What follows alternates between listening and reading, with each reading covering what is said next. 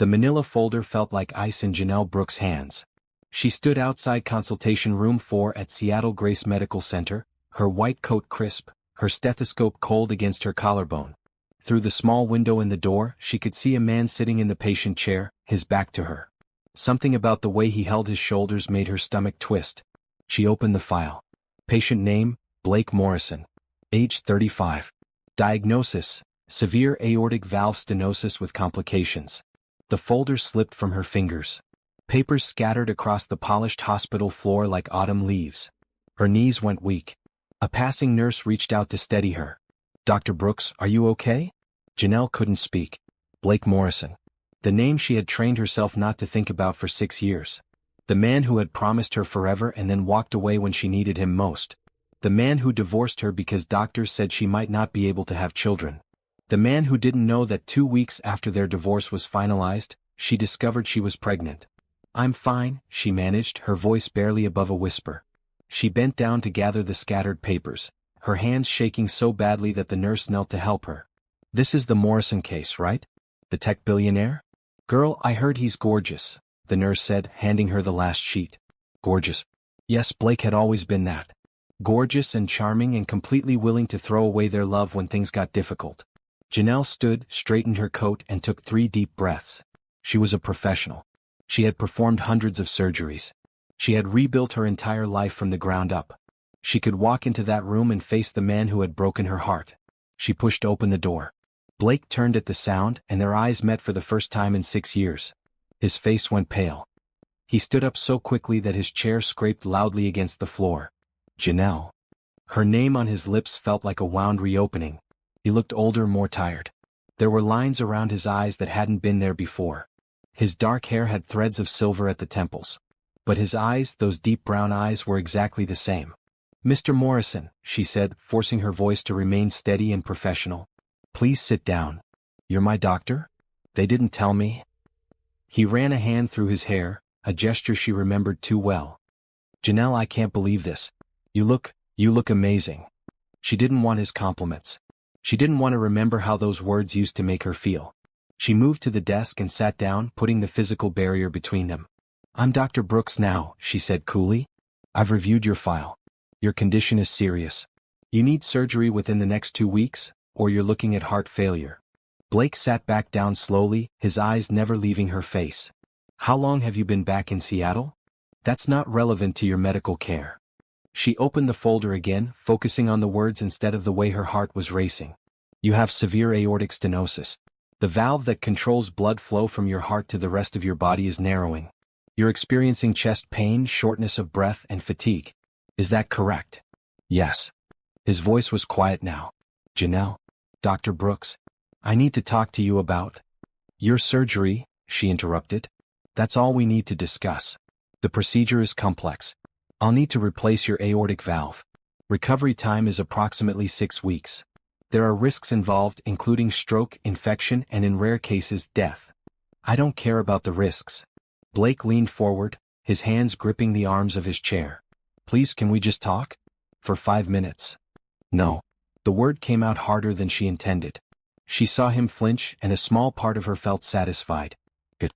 Let him feel a fraction of the pain he had caused her. "I'm your best option for this surgery," Janelle continued, her voice returning to its professional tone. "But if you'd prefer another surgeon, I can recommend Dr. Stevens at County General. He's competent, though his success rate is slightly lower than mine." "I don't want another surgeon." Blake's voice was intense now. "If you're the best, then I want you. I trust you." Janelle almost laughed at that. "Trust?" He had the nerve to talk about trust. But she swallowed the bitter response and simply nodded. "Then we'll schedule your surgery for next Thursday. My nurse will give you preoperative instructions. You'll need to stop taking any blood thinners, and you can't eat or drink anything after midnight the night before." She stood up, signaling the end of the consultation. "Do you have any questions about the procedure itself?" Blake stood too, moving closer to the desk. "Why did you come back to Seattle? I thought you moved to Boston." "I did. I completed my residency and fellowship there. I was offered the head of cardiothoracic surgery position here. It was too good to refuse." She met his eyes directly. "I accept good opportunities when they're offered to me, Mr. Morrison. I've learned not to let anything hold me back." The emphasis on the last sentence wasn't subtle, and she saw understanding flash across his face. He opened his mouth to say something, but she was already moving toward the door. My office will contact you with the final details. Make sure you have someone to drive you home after the initial consultation tests tomorrow. Janelle, please. She paused at the door but didn't turn around. What? I'm sorry. For everything. I was wrong. 6 years ago those words might have meant something. 6 years ago she would have crumbled and forgiven him. But 6 years had changed her. She had cried more tears than she thought possible. She had given birth alone, terrified and heartbroken. She had worked double shifts while pregnant, determined to finish her residency. She had held her newborn twins in her arms and promised them she would be strong enough for all 3 of them. Your apology is noted, she said without emotion. But it doesn't change anything. I'll see you tomorrow for your tests, Mr. Morrison. Try to get some rest tonight. Your heart needs it. She walked out without looking back, leaving Blake standing alone in the consultation room. Her legs carried her down the hallway on autopilot. She made it to the staff bathroom before the shaking started. She gripped the edge of the sink and looked at her reflection in the mirror. She was still here. Still standing. She had survived losing Blake once before, and she could survive seeing him again. She had to. Because in 2 hours she needed to pick up Tyler and Tessa from school, and they needed their mother to be strong and whole and happy. But right now, alone in this bathroom, she let herself feel the weight of the past crashing into her present. She had known returning to Seattle was risky. She had known there was a chance she might run into Blake. But she never imagined it would be like this.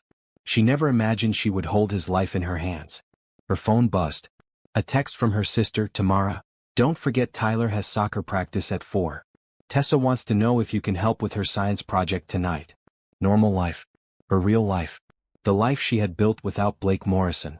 She took a deep breath, splashed cold water on her face and straightened her shoulders. She was Dr. Janelle Brooks, one of the best heart surgeons in the country. She had survived worse than an uncomfortable consultation with her ex-husband. She could do this.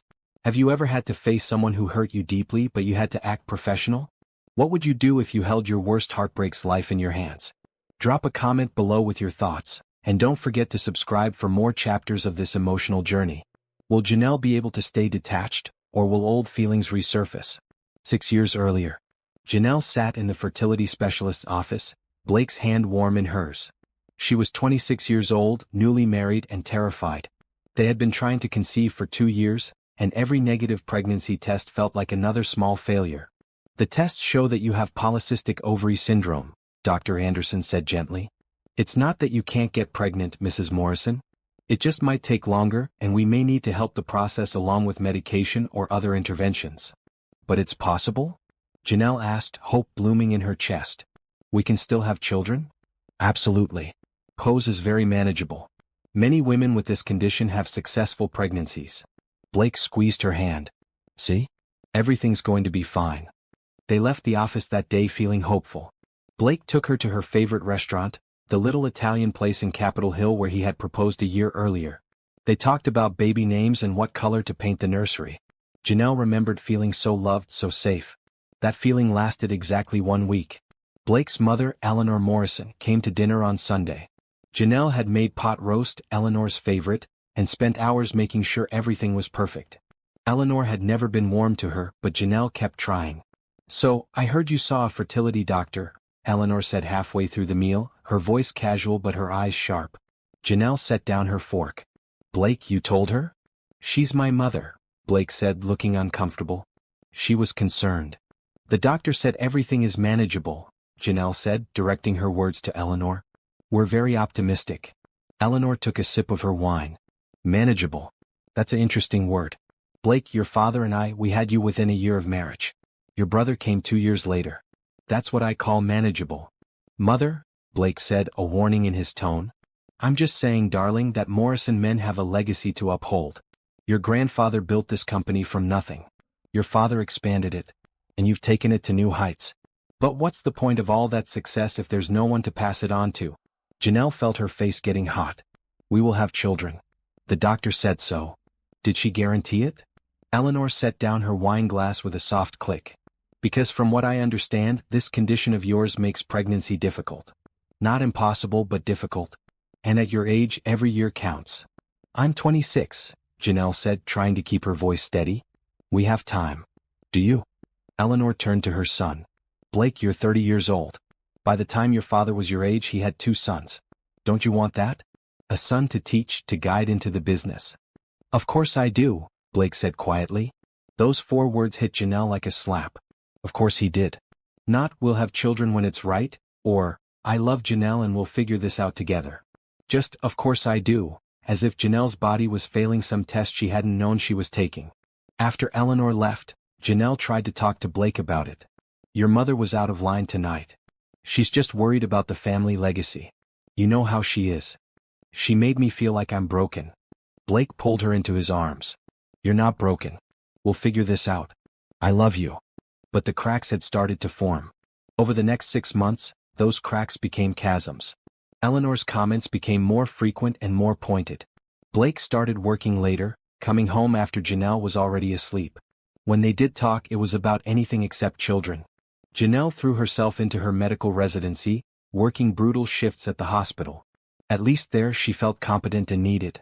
At least there she wasn't constantly reminded of what her body couldn't do. The breaking point came on their 3rd anniversary. Janelle had planned a romantic evening. She'd bought a new emerald green dress, made reservations at the restaurant where they'd had their first date, and bought him an expensive watch he'd been eyeing for months. Blake came home at 9 o'clock, 3 hours after their reservation. I'm sorry, he said, loosening his tie. Greg needed help with the quarterly projections. I lost track of time. Janelle stood in the kitchen in her green dress, the dinner she'd cooked now cold. You forgot our anniversary. No, I didn't. I just got caught up at work. He pulled a small box from his pocket. See? I got you something. She opened it. Diamond earrings. Beautiful, expensive, and completely impersonal. She could tell he'd had his secretary buy them. Blake, we need to talk. He sighed. Can it wait? I'm exhausted. No. It can't wait. She followed him into the living room. What's happening to us? You're never home. When you are home, you barely talk to me. Your mother calls me 3 times a week to remind me that I haven't given her grandchildren. I'm trying so hard and I feel like I'm doing it alone. You're being dramatic. Blake poured himself a scotch. I'm building a company. That takes time and energy. And my mother, you know she means well. She called me defective last week. To my face. And you didn't say anything. I talked to her about it later. Later doesn't matter, Blake. You needed to defend me in the moment. You needed to tell her that I'm your wife and you love me and that's all that matters. Blake was quiet for a long moment. Then he said the words that began the end. But she's not wrong, is she? Janelle felt like the floor had disappeared beneath her. What did you just say? We've been trying for 2 years, Janelle. 2 years. And nothing. The doctors say you might not be able to conceive naturally. We might need expensive treatments, IVF, surrogates.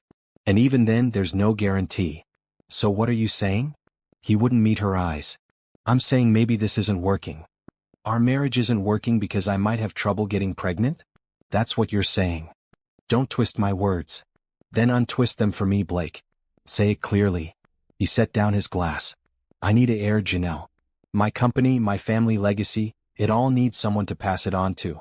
I can't wait years and years for something that might never happen. I am not just an incubator. Her voice shook with rage and hurt. I am your wife. I am a person. I am more than my ability to have children. I know that. But what? But I'm not worth it if I can't give you a baby? That's not what I'm saying. Then what are you saying? Because right now it sounds like you want a divorce. Blake was silent. And in that silence, Janelle's world collapsed. He filed for divorce 2 weeks later. His lawyers were efficient and cold. They offered her a generous settlement, which she refused. She didn't want his money. She didn't want anything that reminded her of how easily he had discarded her. She moved out of their beautiful house in Magnolia and into a tiny apartment in Fremont. She cried for 3 days straight. Then she got up, dried her tears and went to work. It was during her shift at the hospital, 1 month after the divorce was finalized, that she felt the first wave of nausea. At first she thought it was stress or a stomach bug. Then she missed her period. Then she missed another one. The pregnancy test showed 2 pink lines. She took 4 more tests, unable to believe it. All positive. She was pregnant. After 2 years of trying, after Blake had left her because she supposedly couldn't conceive, she was carrying his child. She called his office the next day, but his secretary said he was unavailable. She called again the next week. Same response. She sent an email. No reply. Finally, she drove to his office building, determined to tell him face to face. The security guard stopped her at the lobby. I'm sorry, ma'am, but Mr. Morrison has asked that you not be allowed up. I just need 5 minutes. It's important. I have my orders. She left, humiliated and heartbroken. She tried one more time, sending a letter via certified mail. I need to talk to you. It's urgent. Please call me. 3 days later, she received a letter from his lawyers. A cease and desist order. If she continued to contact Blake Morrison, they would pursue a restraining order for harassment. That's when Janelle made her decision. She would raise this baby alone. Blake had made it clear he didn't want her in his life. He had left her when she needed him most. He didn't deserve to know about this child.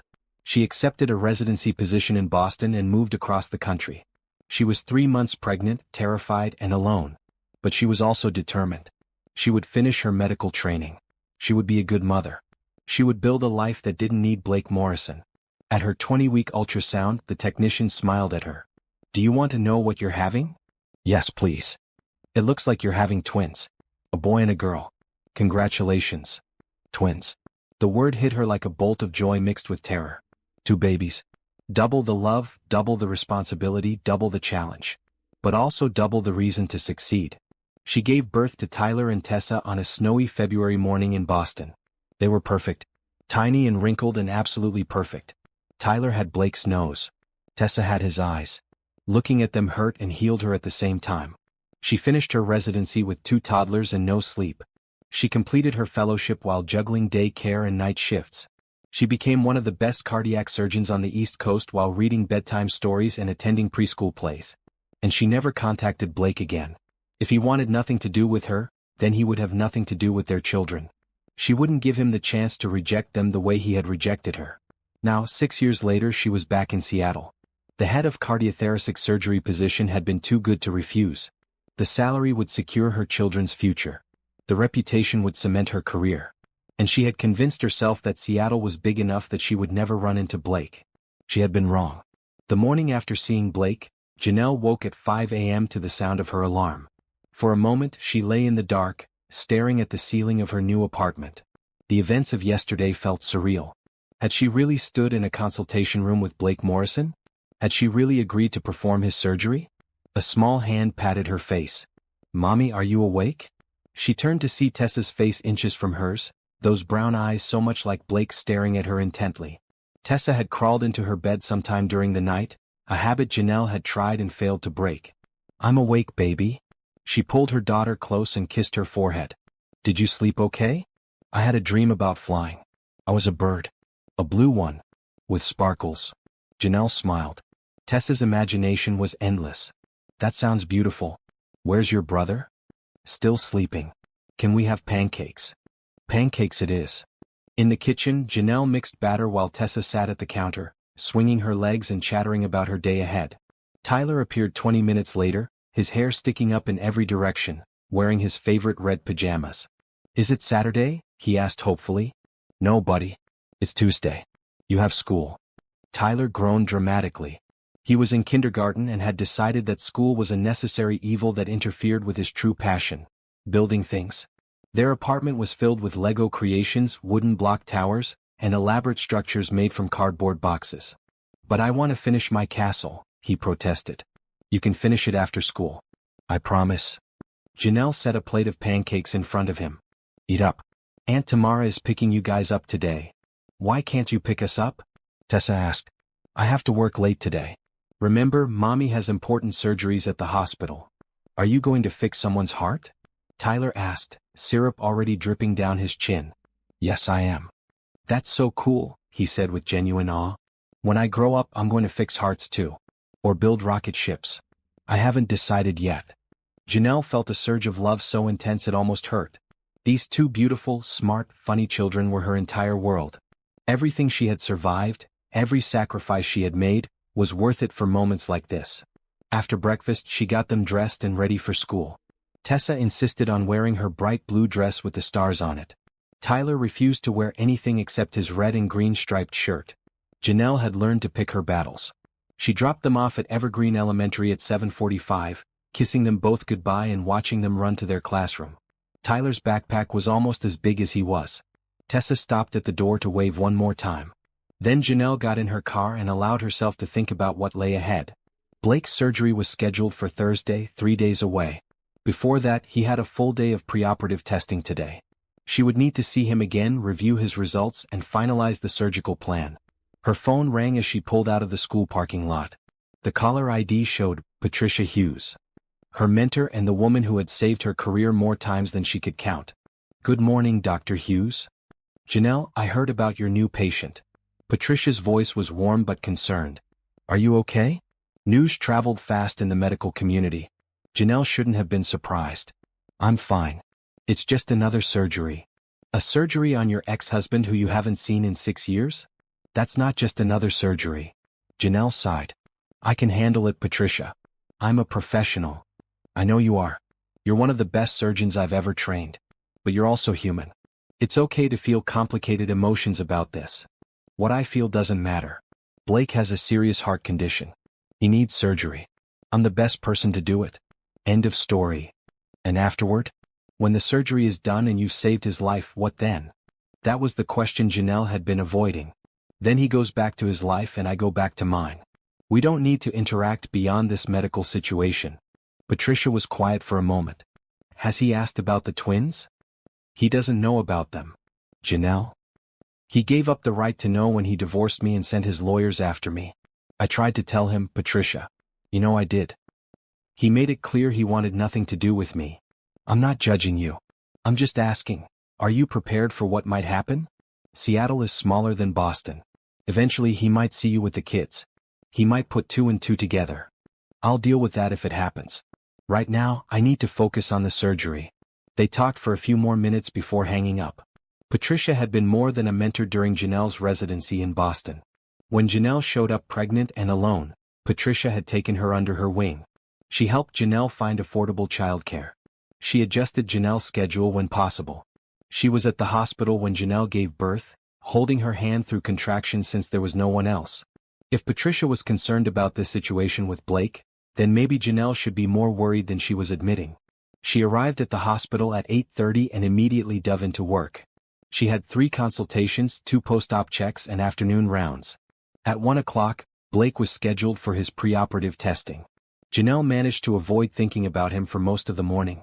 She reviewed files, consulted with other doctors and checked on her recovering patients. But at 12:45 her assistant called. "Dr. Brooks, Mr. Morrison is here for his tests. Send him to testing suite B. I'll review the results later. He's asking to see you first." Of course he was. Janelle closed her eyes briefly. "Fine. Tell him I'll be there in 5 minutes." She found Blake in the waiting area, looking uncomfortable in the hospital gown and slippers. Someone, probably a nurse, had clearly explained that he couldn't wear his expensive suit for the tests. "Mr. Morrison," she said coolly, "any questions before we begin?" He stood up. "Can we talk privately?" "My office. 5 minutes. That's all you get." She led him down the hallway to her small but tidy office. She sat behind her desk. He sat in the patient chair. The role reversal from yesterday was not lost on either of them. "I couldn't sleep last night," Blake began. "I kept thinking about seeing you. About everything that happened between us. That's in the past. We need to focus on your health." "But it's not in the past for me, Janelle. It's right here, right now. You're right here. And I need you to know that I regret everything. Walking away from you was the biggest mistake of my life." Janelle kept her face neutral. "Blake, this isn't appropriate. I'm your doctor. You're also my ex-wife. The woman I loved. The woman I hurt." He leaned forward, his voice intense. "I've thought about you every day for 6 years. I've wondered where you were, what you were doing, if you were happy. I tried to find you, but you disappeared." "I didn't disappear. I left. There's a difference. I deserve that. I deserve a lot worse. But please just let me say this. I was wrong. My mother was wrong. I was stupid and weak and I chose all the wrong things. I chose business over love. I chose some imaginary legacy over the woman who actually mattered. And I've regretted it every single day since." Janelle felt old anger rising in her chest. "You regretted it? You had lawyers send me a cease and desist letter when I tried to contact you after the divorce." Blake looked confused. "What? I never did that. I tried to call you after the divorce, but your number was disconnected. Your lawyer sent me a letter threatening me with a restraining order if I contacted you again. Janelle, I swear to you I never authorized that. I didn't even know they contacted you. Well, they did. So I stopped trying. She stood up, signaling the conversation was over. This discussion is pointless. What happened 6 years ago is done. Right now we have a doctor-patient relationship, and that's all we'll ever have. Now you need to go to your test. I have other patients to see. When this is over, Blake said quietly, when you fixed my heart, will you at least let me take you to dinner? No pressure, no expectations. Just two old friends having a meal? Every instinct told Janelle to say no. To keep the walls up, to protect herself. But she remembered her own advice to Tyler and Tessa.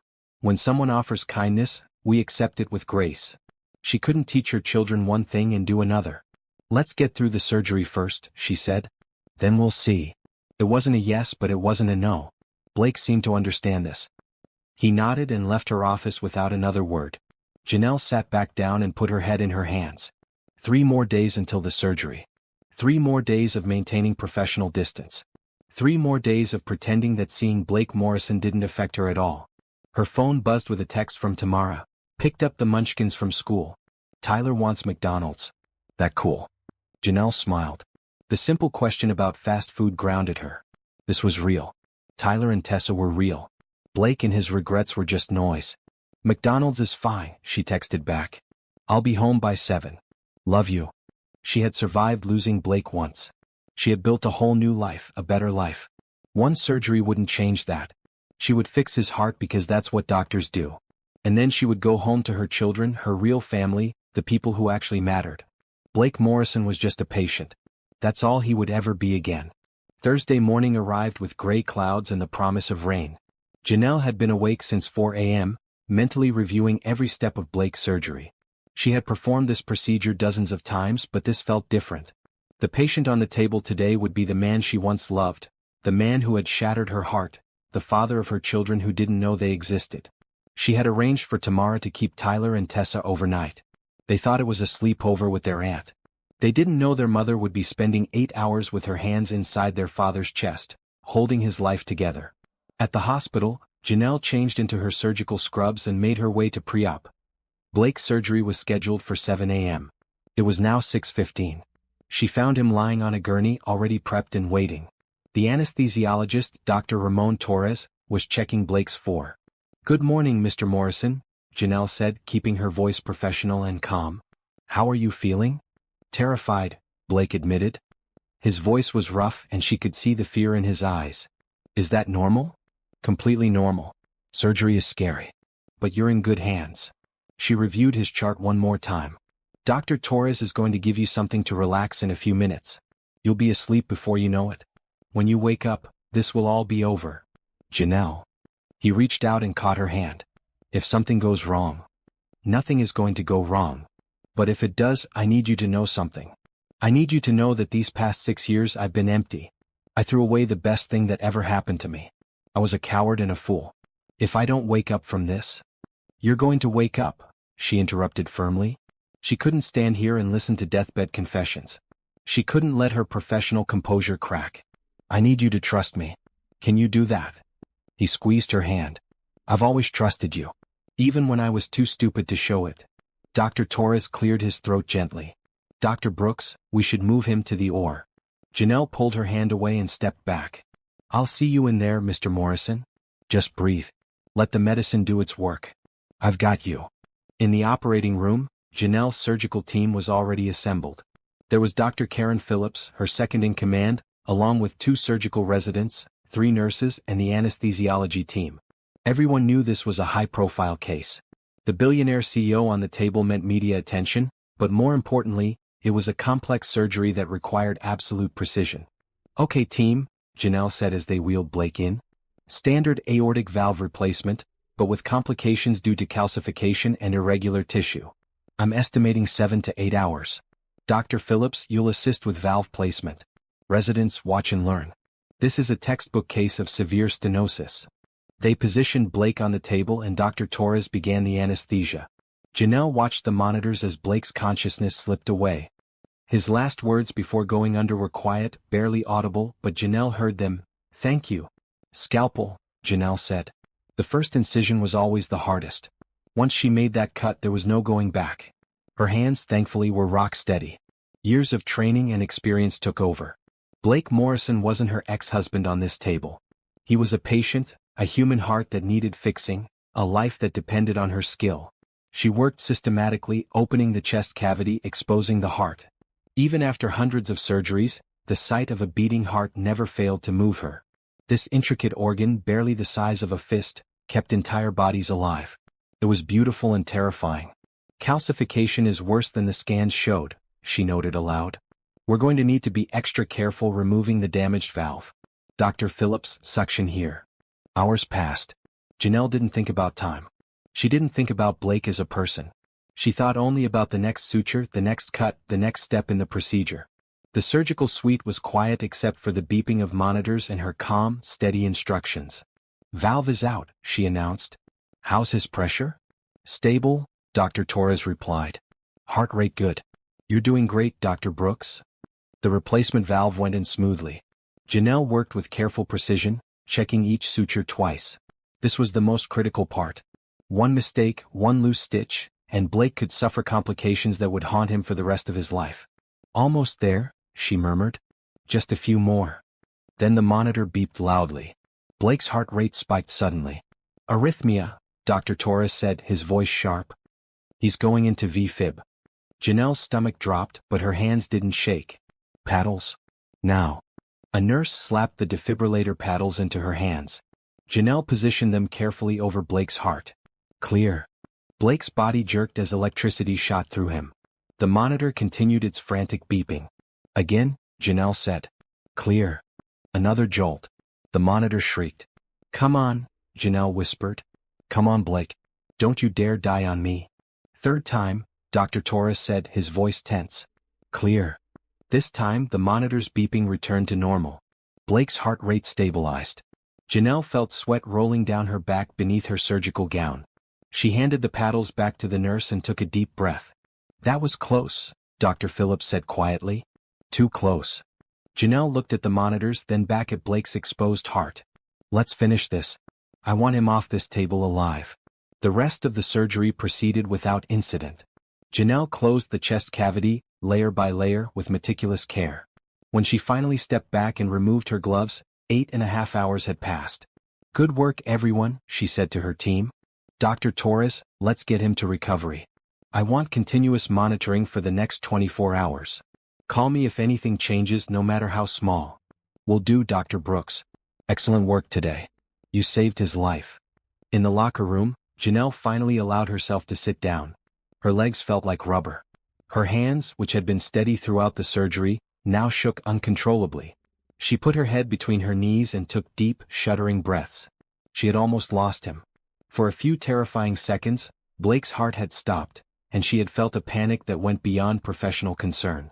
The thought of telling Tyler and Tessa that their father had died on her operating table, even if they didn't know he was their father, had been unbearable. But he was alive. She had brought him back. He would recover. Her phone buzzed with a text from Tamara. Kids are asking about you. Tyler made you a card. It says, you're the best heart fixer in the world. Tessa drew you a picture of hearts with wings. They miss you. Janelle felt tears prick her eyes. She typed back, tell them I love them and I'll see them tomorrow. Thank you for being there for us. Tamara responded immediately, always. That's what family does. We show up. Speaking of which, how did the surgery go? It went fine. Patient is stable. Just fine? Girl, you saved someone's life today. That's more than fine. Janelle smiled despite her exhaustion.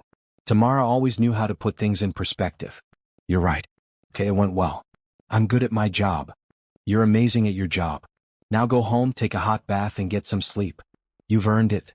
Janelle changed back into her regular clothes and stopped by recovery to check on Blake one more time. He was still unconscious, breathing with the help of a ventilator. His vitals were good. The surgery had been successful. She stood by his bedside for a moment, watching the steady rise and fall of his chest. He looked vulnerable like this, all his usual confidence stripped away. She thought about the man he used to be, the man she had loved. She thought about the man he had become, the one who had walked away. And she thought about who he might be now, 6 years later. People changed. She had certainly changed. Was it possible that Blake had too? You're going to be okay, she whispered. But don't read too much into that. I do this for any patient. It's my job to save lives, even when those lives belong to people who hurt me. She turned to leave, then paused at the door.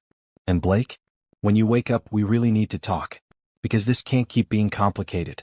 I've built a good life and I won't let you or anyone else mess that up. The next morning, Blake woke up groggy and confused. Janelle was doing her rounds when she stopped by his room. He was sitting up slightly, the ventilator removed, breathing on his own.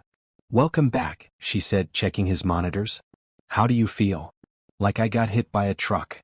His voice was raspy from the breathing tube. Did everything go okay? Your surgery was successful. We replaced your aortic valve. You had a brief episode of arrhythmia during the procedure, but we stabilized you. Your heart is functioning well now. She made notes on his chart. You'll need to stay in the hospital for about a week for observation. Then you'll go home with strict instructions for recovery. You saved my life. I did my job. Janelle. He reached for her hand, but she moved it away, pretending to adjust his fore. Please don't shut me out. I know I don't deserve anything from you, but... Blake, listen to me. She sat down in the chair beside his bed. What you had was serious. You could have died. The fact that you're alive and talking to me right now is good. But it doesn't change our past. It doesn't make things okay between us. I know that. I'm not asking for forgiveness or for us to get back together. I'm just asking for a chance to make things right.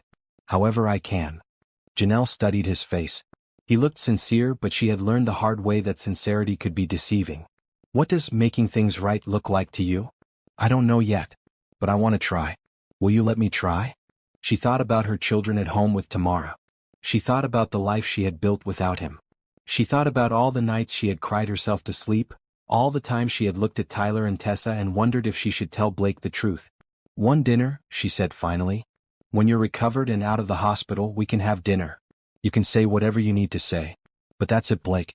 One dinner and then we go our separate ways. His face lit up with something like hope. Thank you. That's all I'm asking for. One chance. She stood up. Rest now. I'll check on you tomorrow during rounds. As she left his room, Janelle wondered if she was making a mistake. But she had learned from her children that kindness mattered, that hope mattered, that giving people second chances sometimes led to beautiful things. Blake Morrison had broken her heart once. She wouldn't let him do it again. But maybe, just maybe, they could find a way to be civil to each other. Seattle was a big city, but not big enough to avoid each other forever. And someday, whether she wanted to or not, she would have to tell him about Tyler and Tessa. Because they deserved to know their father, even if their father had once been too foolish to appreciate what he had. But that conversation was for another day. For now, she had other patients to see, other lives to save, and two beautiful children waiting for their mother to come home. Blake's recovery progressed smoothly over the next 5 days. Janelle checked on him during her daily rounds, keeping their interactions professional and brief. He tried to engage her in conversation each time, but she deflected with medical talk and efficiency. Still, she couldn't help noticing the changes in him. The Blake she remembered had been confident to the point of arrogance. This Blake was quieter, more thoughtful. He thanked every nurse who helped him. He asked about her day, really listening when she gave vague answers. He didn't complain about the hospital food or the uncomfortable bed. It was as if losing his marriage and nearly losing his life had softened him somehow. On Tuesday afternoon, Janelle arrived home to find her apartment transformed into what appeared to be a cardboard city. Tyler had spent his afternoon building an elaborate network of buildings, roads, and bridges that covered most of the living room floor. "Mommy, look," he shouted when she walked in. "It's New York City. See, this is the Empire State Building and this is Central Park and these are all the taxis." Janelle carefully stepped over a cardboard taxi. "This is incredible, buddy. You worked really hard on this." "Aunt Tamara helped me with the tape," he admitted. Tamara emerged from the kitchen, wiping her hands on a towel.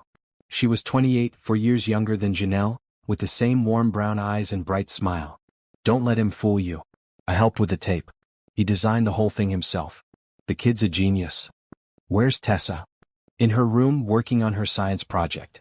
She's determined to build a volcano that actually erupts." Janelle found her daughter surrounded by baking soda, vinegar, food coloring, and a questionable amount of glitter. Tessa's bright blue dress had several new stains, but her face was lit up with excitement. "Mommy, watch this." She poured vinegar into her papier-mâché volcano. Red foam bubbled up and over the sides, spilling onto the newspaper-covered floor. It's an eruption. That's amazing, sweet girl. I'm so proud of you. After the children were fed, bathed, and finally asleep, Janelle and Tamara sat in the kitchen with mugs of tea. This was their routine, these quiet moments after the chaos of bedtime, when they could actually talk. So, Tamara said, cradling her mug, "Want to tell me what's really going on? You've been distracted all week. Just busy at work." "Janelle, I'm your sister. I know when you're lying." Tamara set down her mug.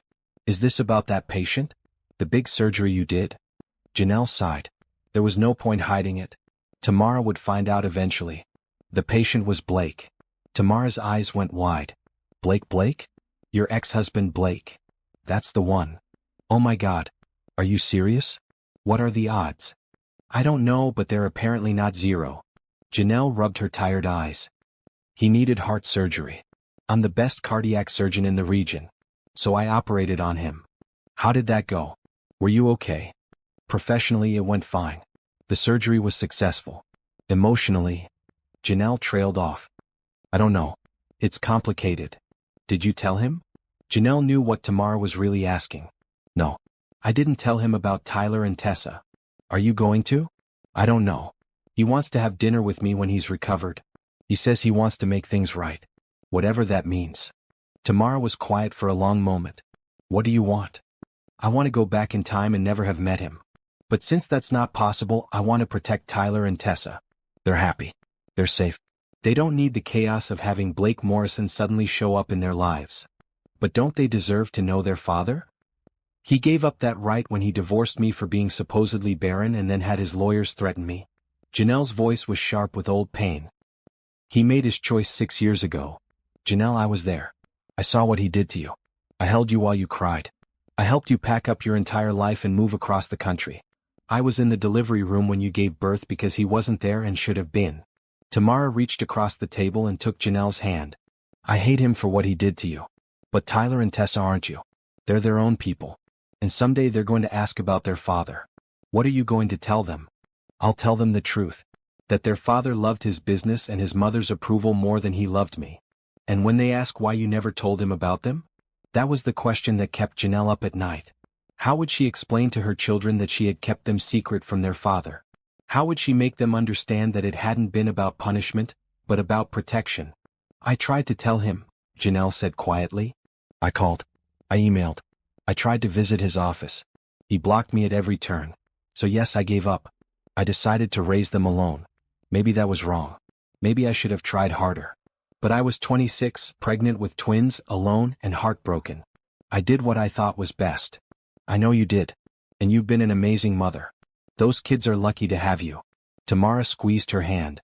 I'm just saying maybe it's time to think about what happens next. Blake is back in your life, at least temporarily. At some point, you're going to have to decide whether to tell him the truth. I know. But not yet. Let me get through this dinner first.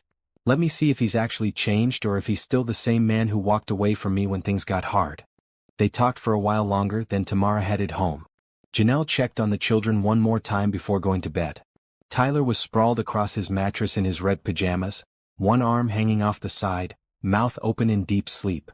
Tessa was curled up like a little ball, her favorite stuffed elephant clutched to her chest. Janelle stood in the doorway watching them breathe. Everything she had done, every sacrifice, every difficult choice had been for them. They were her purpose, her joy, her everything. Whatever happened with Blake, she would protect them. That was her job as their mother. The next morning, Janelle was finishing her rounds when her phone buzzed with a call from an unknown number. She almost didn't answer, but something made her pick up. Dr. Brooks. Janelle, it's Blake. She stopped walking. How did you get this number? It's on my discharge paperwork. Listen, I'm being released tomorrow. The doctors say I'm healing well thanks to you. I know you said we could have dinner after I recovered. I was hoping we could set a date. Janelle leaned against the wall of the hospital corridor. You just had major heart surgery. You should be focusing on rest, not dinner dates. It's not a date. It's a conversation. Please, Janelle. One evening. That's all I'm asking. She closed her eyes, thinking about Tamara's words from last night. At some point she would have to face this head-on. Putting it off wouldn't make it easier. Fine. Saturday. 7 p.m. Pick a restaurant, somewhere quiet. And Blake? This is just dinner. A chance for you to say whatever you need to say. Don't expect anything more. I won't. Thank you. After they hung up, Janelle stood in the corridor for a long moment. In 3 days she would sit across from Blake Morrison and hear him out. In 3 days she might have to make the hardest decision of her life, whether or not to tell him about their children. She spent the rest of the week in a state of low-level anxiety.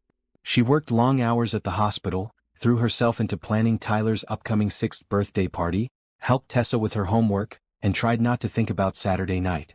On Friday afternoon, Patricia Hughes stopped by Janelle's office. I hear you're having dinner with your ex-husband tomorrow. How do you? Janelle shook her head. Never mind. Hospital gossip travels faster than light. Patricia sat down in the visitor's chair. Are you ready for this? No. But I don't think I'll ever be ready. Have you decided what you're going to tell him? About Tyler and Tessa? No. Part of me thinks I should. They're his children. He has a right to know. But another part of me just wants to keep them safe and away from him. What do the twins know about their father? Janelle sighed. Not much. They've asked, of course. I told them their father and I weren't together anymore, that he lived far away. Tyler asked if he was dead, which broke my heart. Tessa asked if he didn't love her, which broke it even more. I've tried to be honest without giving them the full painful truth. Kids are resilient. They're also smart. If you do decide to tell Blake, the twins will handle it better than you think. I know. Janelle's voice caught. I just don't want them to feel rejected the way I felt rejected. Blake left me because he thought I couldn't give him children. How do I explain to Tyler and Tessa that they were the very thing he said he wanted, and yet he wasn't there for them? How do I make that make sense? Maybe you let Blake explain that himself. Maybe it's time to let him own his mistakes. Saturday arrived too quickly. Janelle spent the afternoon with Tyler and Tessa at the park, pushing them on swings and watching them climb on the jungle gym. They were so innocent, so happy. The thought of disrupting their world terrified her. Mommy, why are you so quiet today? Tessa asked as they walked home. Just thinking, baby. About what? About how lucky I am to have you and your brother. You're the best things that ever happened to me. Tyler grabbed her hand. You're the best thing that happened to us too, Mommy. You're the best mommy in the whole world. Janelle blinked back tears. How was she supposed to tell them that the father who had been absent their whole lives was suddenly back in the picture? That evening, she left the children with Tamara and drove to the restaurant Blake had chosen. It was a small Italian place in Ballard, cozy and quiet. He was already there when she arrived, sitting at a corner table wearing dark jeans and a maroon sweater. He still looked a bit thin from the surgery, but his color was better. He stood when he saw her. Janelle. You look beautiful. She had chosen a simple green dress, practical and modest. She hadn't dressed up for him. Thank you. How are you feeling? Better every day. Turns out having a skilled surgeon helps. He pulled out her chair, a gesture she remembered from their dating days. They ordered food neither of them was particularly hungry for. The conversation started awkwardly with long pauses and careful words. Blake told her about his recovery, about how his perspective on life had changed. Janelle told him about her work, keeping it vague, not mentioning anything personal. Then Blake set down his fork and looked at her directly. I need to tell you something. After you left, after our divorce, I was miserable. I threw myself into work because it was easier than admitting I had made a terrible mistake. My mother kept introducing me to women she deemed suitable. I went on dates. I even got engaged once about 2 years ago. Janelle felt a sharp pain in her chest but kept her face neutral. I see. It lasted 3 months. I broke it off because every time I looked at her, I thought about you. Every time she laughed, I wondered why it didn't sound like your laugh. Every time she talked about her day, I realized I didn't care the way I cared when you talked about yours. Blake. Let me finish. Please. He took a deep breath. I've spent 6 years regretting the worst decision of my life. I let my mother's opinions matter more than your feelings. I let some outdated idea about legacy destroy something real and precious. And I absolutely know that I have no right to ask you for anything. But I'm asking anyway. What are you asking for? A second chance. Not at our marriage. That's done and I understand why. But a chance to be part of your life again. As friends, if nothing else. I want to show you that I've changed. I want to prove that I can be the person I should have been 6 years ago. Janelle looked at this man who had once been her whole world and wondered if people really changed. Could Blake Morrison, who had been so easily swayed by his mother, who had valued business and legacy over love, actually become someone different? I need to tell you something, she heard herself say. The words came out before she could stop them. Something important. Something that changes everything. Blake leaned forward. Okay. Whatever it is, I'm listening. Janelle took a deep breath. This was it. The moment of truth. She opened her mouth to tell him about Tyler and Tessa, but before she could speak, her phone rang. She glanced at the screen. Tamara. Her sister never called during her nights off unless it was an emergency. I'm sorry, I have to take this. She answered the phone. Tamara, what's wrong? Don't panic, but we're at the hospital. Tyler fell off the couch and hit his head. He seems okay, but the ER doctor wants to run some tests just to be safe. Janelle was already standing, grabbing her purse. I'm on my way. Tell him mommy's coming. She looked at Blake, her mind racing. I have to go. Emergency. Is everything okay? I don't know. I'm sorry, I have to leave. She rushed out of the restaurant, leaving Blake sitting alone at the table, confused and concerned. All thoughts of confession flew from her mind. The only thing that mattered was getting to her son. The truth would have to wait. The hospital emergency room was bright and chaotic when Janelle arrived. She rushed to the check-in desk, her heart pounding. I'm Dr. Brooks. My son Tyler Brooks was brought in.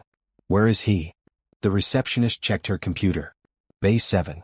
Go right through. Janelle found Tyler sitting on an exam table with a small bandage on his forehead. Tessa was next to Tamara, her face tear-stained and worried. Tyler's eyes lit up when he saw his mother. Mommy? I'm okay. I was trying to build a flying machine with the couch cushions, but I fell. Janelle rushed to him and wrapped her arms around him carefully, checking him over with both a mother's concern and a doctor's eye. Let me see, baby. Does your head hurt? A little. But not too much. The doctor said I might have a concussion. The ER physician, Dr. Amanda Price, approached. Dr. Brooks. Tyler took a pretty good hit. No loss of consciousness, which is good. Pupils are equal and reactive. But given his age and the mechanism of injury, I'd like to keep him for observation overnight, just to be safe. Thank you. I appreciate the caution. Janelle turned to Tamara. What happened? He was playing, building something elaborate as usual. I was in the kitchen getting them snacks. I heard a crash and came running. He was on the floor crying. I'm so sorry, Janelle. I should have been watching more closely. This isn't your fault. Janelle hugged her sister. Kids get hurt. It happens. Tessa tugged on Janelle's dress. Is Tyler going to be okay? Janelle knelt down to her daughter's level. He's going to be just fine. He has to stay here tonight so the doctors can watch him, but he'll be home tomorrow. I promise. They admitted Tyler to the pediatric ward. Janelle stayed with him while Tamara took Tessa home. Tyler's energy returned quickly once the shock wore off, and he spent the evening telling his mother elaborate stories about his flying machine plans. Mommy, when I'm bigger, I'm going to invent things that help people. Like you fix hearts, I'll build machines that make life better. I think you'll do amazing things, buddy. You have such a creative mind. Around 9 p.m., after Tyler finally fell asleep, Janelle's phone buzzed. A text from Blake. I hope everything is okay. Let me know if there's anything I can do. She stared at the message for a long time. Blake didn't know that the emergency involved his son. He didn't know he had a son at all. She had been seconds away from telling him at dinner before Tamara's call interrupted. She typed back, thank you. Everything's fine. I'll call you tomorrow to reschedule. But even as she sent it, she knew fine was a lie. Nothing about this situation was fine. She sat in the uncomfortable hospital chair, watching Tyler sleep, and thought about all the choices that had led her here. The next morning, Tyler was discharged with instructions to take it easy for a few days. No climbing, no rough play, just rest. Janelle took the day off work to stay home with him and Tessa. Monday morning, she returned to the hospital for her regular rounds. She had just finished checking on a post-surgery patient when her assistant found her. Dr. Brooks, Mr. Morrison is here to see you. He's in your office. Janelle sighed. She had been avoiding Blake's calls all weekend. Tell him I'm busy. I tried. He said he'll wait as long as it takes. She found Blake sitting in her office, looking healthier than the last time she'd seen him. He stood when she entered. You've been avoiding me. I've been busy. I have patients who need me. I'm worried about you. You ran out of that restaurant like the building was on fire. What happened? Janelle closed her office door. Blake, this needs to stop. I agreed to one dinner. We didn't finish that dinner, but the intent is the same. I listened to what you had to say. Now it's time for us both to move on. But you were going to tell me something important. Right before your phone rang. What was it? It doesn't matter now. It matters to me. Blake moved closer. Janelle, please. I know I have no right to push, but I can see that something is weighing on you. Let me help. Let me be there for you the way I wasn't 6 years ago. Janelle felt exhaustion wash over her. She had barely slept all weekend between Tyler's accident and her own anxious thoughts. She sat down at her desk and put her head in her hands. You can't fix this, Blake. Try me. She looked up at him. He looked so earnest, so genuinely concerned. And suddenly she was tired of carrying this secret alone. The emergency Saturday night was my son. He fell and hit his head. He's fine now, but for a few hours I was terrified. Blake's expression shifted to concern. You have a son? I didn't know you had children. A son and a daughter. Twins. They're 5 years old. 5 years old? Blake repeated slowly. She could see him doing the math in his head. That means? Yes. I was pregnant when you divorced me. I tried to tell you. I called, I emailed, I tried to visit your office. You blocked me at every turn. Your lawyers sent me that cease and desist letter right when I was gathering the courage to tell you. So I left. I went to Boston, had the babies, and raised them on my own. The color drained from Blake's face. He sat down heavily in the chair across from her desk. You were pregnant. With my children. And I, oh God. Tyler looks just like you. Same nose, same smile. Tessa has your eyes. They're beautiful and smart and funny, and they're the best thing that ever happened to me.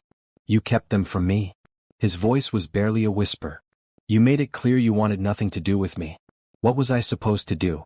Force you to be a father when you had already shown me you'd choose your business and your mother over anything else? I would have. Blake stopped. No, you're right. 6 years ago I would have screwed this up. I would have let my mother interfere. I would have been a terrible father. That's why I didn't tell you. But I've changed. He looked at her desperately. I swear to you, Janelle, I'm not that man anymore. Please let me meet them. Let me be part of their lives. I'll do whatever you want, follow whatever rules you set. Just please don't keep me away from my children. Janelle had imagined this conversation 1,000 times. In some versions, Blake was angry. In others, he denied everything. She had never imagined this. Genuine remorse and a desperate plea. They don't know about you. I told them their father lives far away. They've asked questions, but I've kept it vague. What do I need to do? How do I fix this? I don't know if you can fix it, Blake. But. She took a deep breath. If you're serious about being in their lives, really serious, then we can start slowly. Very slowly. You can meet them as my colleague first. We don't tell them you're their father right away. We see how things go. I'll take anything. Any chance you give me, I'll take it. There are rules. You don't get to waltz in and disrupt their lives. You don't get to make promises you can't keep. You show up consistently or you don't show up at all. They've been through enough without having a father who disappoints them. I understand. I'll follow every rule. I promise. Janelle studied his face, looking for any sign of doubt or hesitation. But all she saw was sincerity and a desperate hope. Saturday. We're going to the park at 2 p.m. You can come. Bring a soccer ball. Tyler loves soccer. Saturday. 2 p.m. I'll be there. Blake stood up, then paused. Janelle, I know I don't deserve your forgiveness or your trust. But thank you for this chance. I won't mess it up. After he left, Janelle sat alone in her office, wondering if she had just made the best or worst decision of her life. She called tomorrow. I told him. About Tyler and Tessa? Yes. He wants to meet them. I said he could come to the park on Saturday. How do you feel? Terrified. What if he hurts them? What if he's still the same person who walked away from me? Then you protect them like you always have. But Janelle, what if he has changed? What if he actually steps up and becomes the father they deserve? I don't dare hope for that. Hope is what got me hurt last time. Maybe. But hope is also what kept you going when you were alone and pregnant and scared. Hope is what made you the amazing doctor and mother you are today. Don't give up on hope yet. The rest of the week passed in a blur of anxiety and second-guessing. On Friday night, Janelle sat Tyler and Tessa down for a conversation. Tomorrow at the park, we're going to meet someone. His name is Blake. He's someone Mommy used to know and he wants to meet you guys.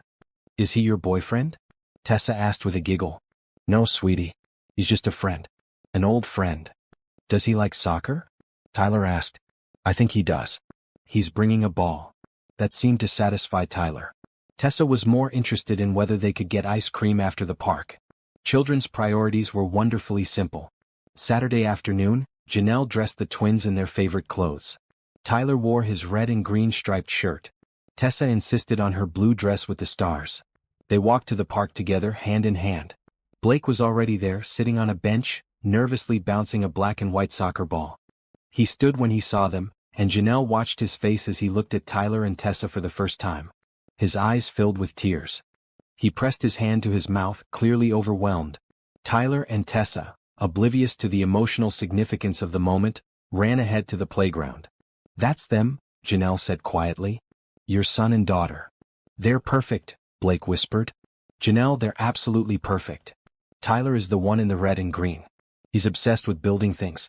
Tessa is in blue. She loves science and art and asking a million questions." Janelle took a deep breath. "Remember, we're taking this slow. They think you're just my friend." "I understand." Blake wiped his eyes and straightened his shoulders. "Okay. I can do this."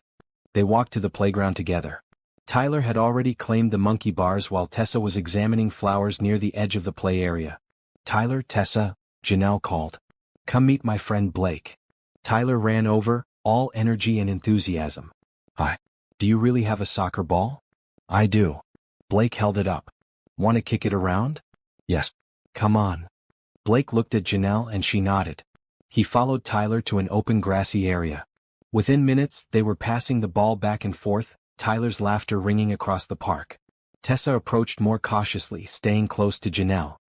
"He seems nice." "He is nice." "Does he know about my volcano project?" "Why don't you tell him?" Tessa walked over to where Blake and Tyler were playing. "Did you know volcanoes erupt because of magma and pressure?" Blake stopped kicking the ball and gave Tessa his full attention. "I did know that. Do you like science?" "I love science. I'm going to be a scientist when I grow up. Or maybe an artist. I haven't decided yet." "You can be both," Blake said seriously. "You can be anything you want." Janelle watched from the bench as Blake played with her children. His children. Their children. He was patient with Tessa's endless questions. He praised Tyler's soccer skills. He listened to them with genuine interest. After an hour, they sat on a picnic blanket Janelle had brought. The twins shared their snacks while Blake told them funny stories about building towers with his own brother when he was young. "Do you have kids?" Tyler asked suddenly. Blake glanced at Janelle, then back at Tyler. "Not yet. But I hope to someday." "You should. You're good at playing." "Thank you, buddy. That means a lot." As the afternoon wound down, Tyler asked, "Can Blake come to the park with us again?" Janelle's heart squeezed.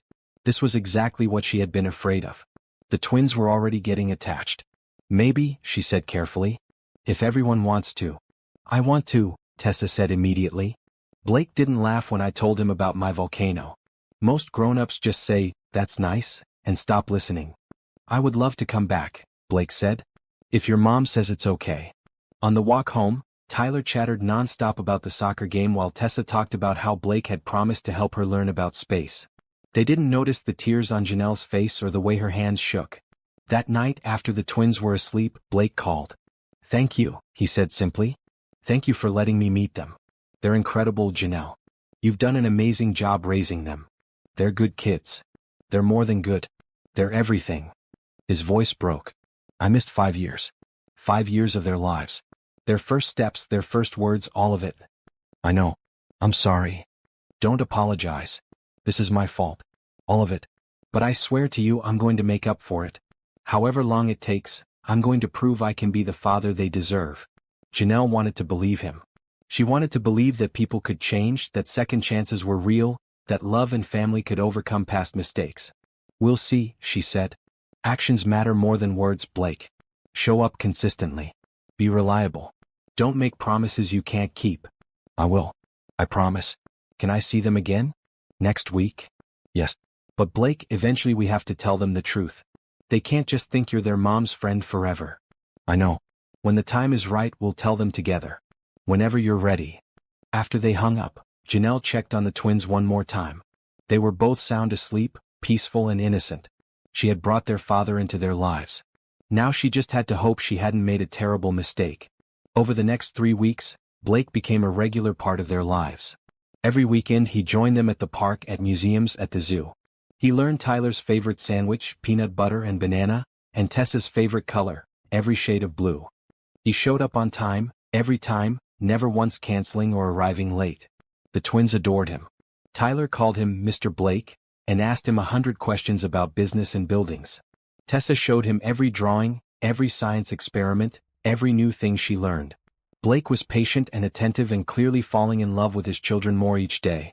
Janelle watched it happen with a mixture of joy and fear. Joy because Tyler and Tessa deserved a father who cared. Fear because she kept waiting for Blake to revert to his old self, to choose business over family, to disappoint them the way he had disappointed her. But he didn't. He rearranged his work schedule to accommodate their outings.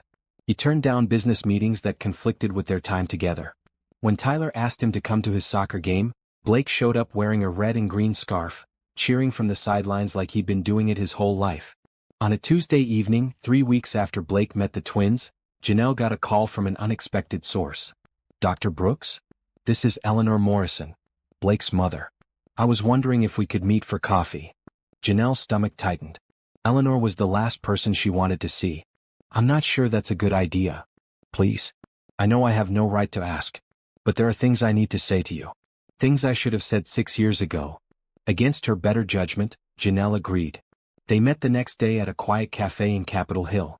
Eleanor looked older, more tired. Her perfectly styled hair had strands of gray, and her face had new lines around her eyes and mouth. "Thank you for coming," Eleanor said after they'd ordered. "I know you must hate me." "I don't hate you," Janelle said carefully. "But I don't have many positive feelings toward you either." "That's fair. More than fair." Eleanor wrapped her hands around her coffee cup. "Blake told me about the twins. Tyler and Tessa. My grandchildren." "He told you?" "Last week. He came to my house and laid it all out. Everything. How you were pregnant when he divorced you. How you tried to tell him and he pushed you away. How I poisoned our relationship with my obsession about heirs and legacy." Eleanor's voice broke. "Janelle, I destroyed my son's marriage. I destroyed your life. And worst of all, I kept him from his children for 5 years because of my selfishness and my narrow-minded views about what a family should be." Janelle didn't know what to say. She had never expected an apology from Eleanor Morrison. "I don't expect you to forgive me," Eleanor continued. "I don't deserve forgiveness. But I need you to know that I'm sorry. I'm so deeply, profoundly sorry for what I did.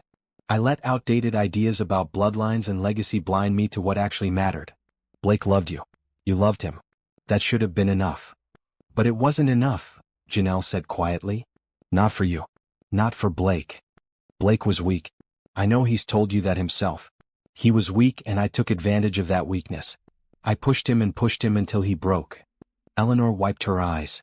"But he's different now. I don't know if you've noticed, but he's not the same man who divorced you. That surgery, almost dying, it changed something in him. Or maybe it was realizing what he lost. Either way, he's better now. Why are you telling me this? Because I see the way he looks at you. I see the way he talks about those children. He loves them, Janelle. And I think he still loves you. But I understand if you can't forgive him. I understand if you want to keep your distance. I'm just asking that you let him be a father to Tyler and Tessa. Don't let my mistakes cost him his children." Janelle took a long drink of her coffee, buying time to process this conversation. "Eleanor, Blake is already part of their lives. He sees them every week. I haven't kept him away. But have you told them he's their father?" "Not yet. We're taking it slow. When you do tell them, they're going to have questions. About why he wasn't there before. About why you kept them apart." Eleanor leaned forward. "When those questions come, please tell them the truth. That it was my fault. That their father made mistakes, but he's trying to fix them now. Don't let my actions poison their relationship before it even really begins." After Eleanor left, Janelle sat in the cafe for a long time, thinking. She had never imagined Eleanor Morrison apologizing for anything. The woman who had once called her defective had just asked for forgiveness. That evening, Janelle called Patricia. "Can I ask you something? As a friend, not as a mentor?" "Of course. Do people really change? Or do they just pretend to be different for a while before going back to who they really are?" Patricia was quiet for a moment. "I think people can change, but it takes work. And pain. And the willingness to face their own mistakes." "Why are you asking?" Janelle told her about Blake, about the past 3 weeks, about Eleanor's apology. "I keep waiting for Blake to mess up, to prove that he's still the same man who walked away. But he hasn't. He's been consistent and reliable and genuinely good with Tyler and Tessa. So you're wondering if he's really changed or if he's just on his best behavior temporarily?" "Yes. And I'm wondering what happens if I let myself believe he's changed and then he reverts back. I can handle being hurt again. But I can't let Tyler and Tessa be hurt. Then set boundaries. Keep watching. But also, Janelle, give him room to prove himself. You can't protect the twins from every possible disappointment in life. Sometimes you have to take the risk and hope for the best. That weekend, Blake arrived for their usual park visit with something extra. A beautifully wrapped box for each twin. I hope it's okay, he said to Janelle nervously. I wanted to give them something. Tyler tore into his present first. Inside was an elaborate building set, one of the expensive architectural design kits that Janelle had seen him eyeing in stores but couldn't justify buying. Wow. Look, Mommy. It's the one I wanted. Tyler threw his arms around Blake. Thank you, Mr. Blake. Tessa opened hers more carefully. Inside was a telescope and a beginner's astronomy book. Now you can look at the stars yourself, Blake said, instead of just reading about them. Tessa's eyes filled with happy tears. She hugged Blake tightly. This is the best present ever. Later, after the twins had run off to play, Blake sat next to Janelle on their usual bench. I got something for you too. He handed her an envelope. Inside was a check for a substantial amount of money. This is 5 years of child support, Blake said. I calculated what I should have been paying if I'd known about them from the start. Plus the medical expenses you must have had. I know money doesn't make up for my absence, but it's a start. Janelle stared at the check. It was enough to pay off her student loans and still have money left over for the twins' college funds. I can't take this. Yes, you can. You raised our children alone. You worked and went to medical school and did everything yourself. This is the least I can do. Blake. Please. Let me help. Let me contribute. They're my children too, even if I missed the first 5 years. Let me be responsible for them now. Janelle thought about all the months she had struggled to pay rent and daycare. She thought about the nights she'd stayed up worrying about money. She thought about her daughter's advice, spoken with the wisdom of a 5-year-old. When someone offers kindness, we should say thank you. Okay, she said quietly. Thank you. This means more than you know. It's not nearly enough. But it's a start. Blake looked at the twins playing on the swings. Janelle, I need to ask you something. When are we going to tell them? That I'm their father? I've been thinking about that. Maybe soon. They clearly care about you. You've proven you're not going anywhere. What about you? Do you trust me enough to tell them? Janelle looked at this man who had been her greatest love and her deepest heartbreak. She saw the changes in him, the way he prioritized the twins over everything else, the way he showed up consistently and kept his promises. I'm starting to, she admitted. You've surprised me, Blake. I expected you to fail, but you haven't. I won't fail them. Or you. Not again. He reached for her hand, then stopped, letting his hand fall back to his lap. I know I destroyed what we had. I know you'll probably never feel the same way about me that you did when we were married. But I want you to know that I still love you. I never stopped. And if there's any chance, any possibility that you could forgive me and maybe, eventually we could try again, I would spend the rest of my life making you happy. Janelle's heart raced. Blake, I don't know if I can go there again. You hurt me so badly. I know. I'm not asking for an answer now. I'm just asking you to know how I feel. You're an incredible woman, an amazing mother, a brilliant surgeon. You're everything I was too stupid to appreciate 6 years ago. I won't push. But I needed you to know. Before Janelle could respond, Tyler and Tessa came running over. Mr. Blake, can we go get ice cream? Tessa asked. Can Mr. Blake come over for dinner? Tyler added. Mommy's making spaghetti. It's really good. Janelle looked at their hopeful faces, then at Blake's nervous expression. Sure. Blake can come to dinner. The twins cheered and ran ahead. Blake fell into step beside Janelle as they walked home. Thank you, he said softly. It's just spaghetti. It's more than spaghetti. It's you letting me into your home. Into your life. I won't take that for granted. That evening, watching Blake help Tyler set the table while Tessa showed him her latest drawings, Janelle felt something shift in her chest. It felt dangerous, like standing on the edge of a cliff. It felt like hope. Maybe people could change. Maybe second chances were real. Maybe, just maybe, they could build something new from the broken pieces of the past. But she wasn't ready to admit that yet. Not out loud. Not even to herself. For now, she would take it one day at a time, watching and waiting, protecting her heart while letting Blake prove himself. One day at a time. 2 weeks later, on a warm Saturday afternoon, everything changed. Janelle had planned a simple day: morning at the farmer's market, lunch at home, then the twins' favorite activity at the Seattle Children's Museum. Blake had been invited, but a last-minute business meeting had come up. For the first time since meeting the twins, he had to cancel. "I'm so sorry," he'd said on the phone that morning, sounding genuinely distressed. "The merger I've been working on for months finally got approved, but the other CEO can only meet today. I tried to reschedule, but..." "Blake, it's okay. You have a business to run. We understand. But I promised Tyler I'd help him with his building project.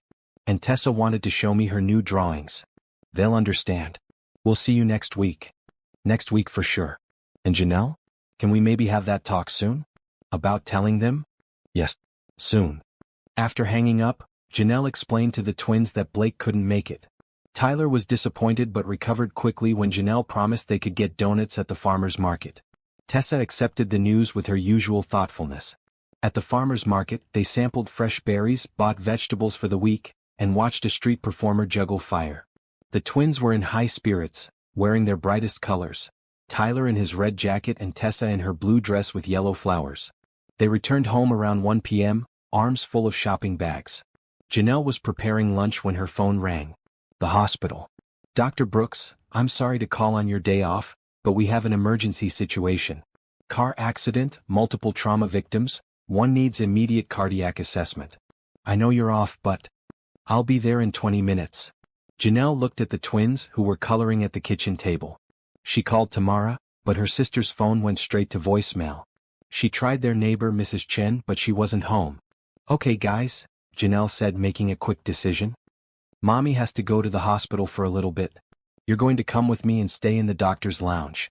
They have coloring books and tablets there. Can you be super good for Mommy?" "We'll be good," Tyler promised. "We can work on our homework."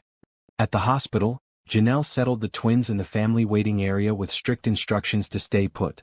She gave them snacks, set up a movie on her tablet, and told the nurse at the desk to check on them every few minutes. "I'll be in surgery bay 3, Janelle told the nurse. "If anything happens, anything at all, you come get me immediately. Don't worry, Dr. Brooks. We'll take care of them." The trauma case was worse than expected. What should have been a quick assessment turned into emergency surgery. 2 hours passed, then 3. Janelle was deep in the procedure, focused on repairing damaged cardiac tissue, when Tyler and Tessa got bored. They had finished their movie. They had colored. They had done their homework. Tyler looked at Tessa. "I'm hungry." "Me too. Mommy said there were vending machines." "Should we go look?" "Mommy said to stay here. We'll be quick. Just to the vending machines and back." They left the waiting area hand in hand, 5-year-olds on a mission. They found the vending machines 1 floor down, used the money Janelle had given them for emergencies, and got pretzels and juice boxes. On their way back, Tyler spotted something interesting. A door with a window showing a patient room. And in that room, sitting up in bed, was Mr. Blake. Blake had been readmitted the day before for a routine follow-up. His recovery was going well, but Janelle wanted him monitored overnight just to be safe. He was scheduled for discharge later that afternoon. "Look, it's Mr. Blake," Tyler said excitedly. "Mommy said he had a meeting," Tessa responded, confused. "Maybe his meeting is here at the hospital. Let's go say hi." They pushed open the door before any passing nurse could stop them. Blake looked up from the book he was reading and did a double take. "Tyler? Tessa? What are you guys doing here?" "Mommy had to do surgery, so we're waiting for her," Tyler explained, climbing onto the chair next to Blake's bed. "What are you doing here? Are you sick again?" "Just a checkup. Making sure my heart is all better." Blake set down his book. "Does your mom know you're walking around the hospital?" "We were just getting snacks," Tessa said, holding up her juice box. "We were going right back to the waiting room." "Well, since you're here, want to keep me company for a bit?" The twins needed no more encouragement. Tyler started telling Blake about their morning at the farmer's market while Tessa showed him a drawing she'd made of a volcano. They were so comfortable with him, so natural, that Blake felt his heart swell with love and longing. These were his children. His son and daughter. And they had no idea. Tyler noticed a framed photo on Blake's bedside table. "Who's that?" Blake picked up the photo. It was from his childhood. A young Blake with his father and older brother at a baseball game. "That's my dad and my brother Jonathan. This was taken a long time ago when I was about your age." "You have a brother?" Tyler's eyes went wide. "That's so cool. I only have Tessa. Jonathan's great. He lives in Portland now with his family. He has 2 kids, so you and Tessa have cousins." Blake stopped, realizing what he'd just said. Tessa cocked her head, a gesture so like Janelle that Blake's breath caught. We have cousins? I mean, well. Blake fumbled, then decided honesty was better than confusion. Tyler, Tessa, there's something I need to tell you. Something important. Are you dying? Tyler asked with the blunt concern of a child. No, buddy, I'm not dying. But, where's your mom right now? In Surgery Bay 3, Tyler said helpfully. The nurse told us. Blake pressed the call button. When the nurse arrived, he asked her to page Dr. Brooks immediately. Tell her Tyler and Tessa are in my room and we need her here. It's not an emergency, but it's important. 10 minutes later, Janelle burst through the door, still in her surgical scrubs, her face pale with panic. Tyler. Tessa. You're supposed to be in the waiting area. Sorry, Mommy, Tessa said. We saw Mr. Blake and wanted to say hi. Janelle looked at Blake, who gave her a significant look. She understood immediately, something had happened. Something that couldn't be undone. Dr. Brooks, could I speak with you privately for just a moment? Blake asked formally. Janelle nodded. Tyler, Tessa, stay right here. Don't move. I'll be just outside the door. In the hallway, Blake spoke quickly. They asked about the photo of my family. I started to explain and I realized they deserved to know. I almost told them Janelle. I stopped myself, but it's time. We can't keep this from them anymore. Janelle's hands were shaking. Now, here? I think so. They're comfortable. They're happy. And honestly, I can't keep lying to them. Even lies of omission are still lies. What if they're upset? What if they feel betrayed? Then we deal with it together. Blake took her hand. Please. Let's tell them. The right way together before they find out some other way and it's even worse. Janelle closed her eyes, took a deep breath, and nodded. Okay. Let's do this. They went back into the room. Tyler and Tessa were looking at Blake's photo album, giggling at pictures of young Blake with funny haircuts.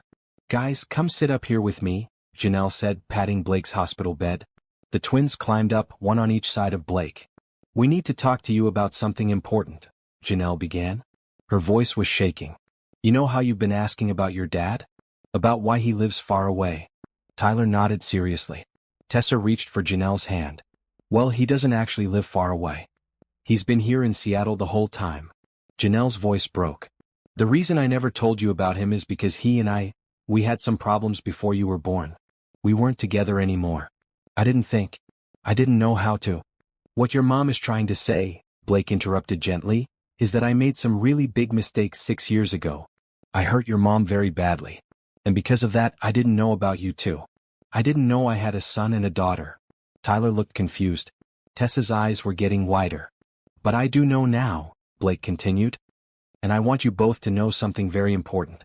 You know how you've been calling me Mr. Blake? Well, my real name is Blake Morrison. And he took a shaky breath. And I'm your dad. Silence. Tyler and Tessa stared at him. Then Tyler said, You're our dad? For real? For real. So when we asked Mommy where our dad was, she didn't tell us it was you? Janelle jumped in. That's my fault, buddy. I should have told you sooner. I was scared. I didn't want you to get hurt if your dad wasn't ready to be a dad. But I am ready, Blake said firmly. I'm so ready. You two are the most amazing kids in the world. Tyler, you're smart and creative and kind. Tessa, you're curious and brave and so talented. I'm so proud to be your father. Tessa's eyes filled with tears. You're really our dad?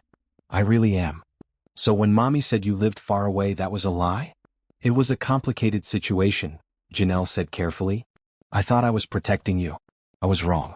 I should have been honest. Tyler was processing, his face serious. So all those times at the park, you were our dad the whole time? Yes. And you wanted to be with us? Even before you knew. I wanted to be with you from the moment I met you. Tyler looked at Janelle. Are you and Dad going to get married? We're not talking about that right now, Janelle said, her face flushing. But you were married before, right? That's what it means when people aren't together anymore. Yes, we were married. A long time ago.